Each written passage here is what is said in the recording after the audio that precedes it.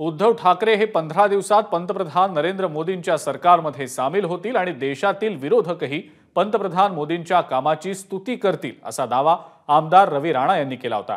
त्यांच्या या दाव्यावर आता काँग्रेस नेते विजय वडेट्टीवार यांनी प्रतिक्रिया दिलेली आहे। वडेट्टीवार नेमकं काय म्हणाले पाहूया। देशाचे पंतप्रधान मोदीजींची शपथ झाल्यानंतर 15 दिवसामध्ये जी खिडकी मोदीजींनी उद्धव ठाकरेंनी उघडी ठेवलेली आहे त्या खिडकीतून तुम्हाला आतमध्ये दिसेल हे खऱ्या अर्थानं काळ्या दगडावरची पांढरी रेघ आहे।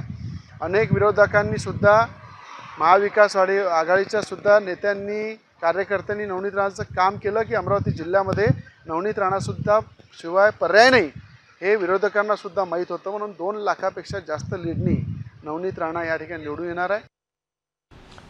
काय कुठलं स्थान आहे त्या रवी राणाचं?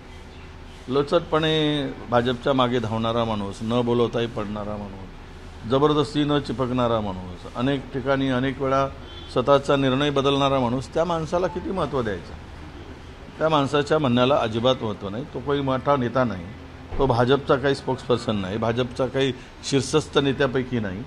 तो काहीतरी बोलतो आणि आपण सगळे दाखवतो, त्यामध्ये मला कुठेही तथ्य नाही आणि त्यावर बोलण्याची गरज पडत नाही। एबीपी माझा, उघडा डोळे बघा नीट।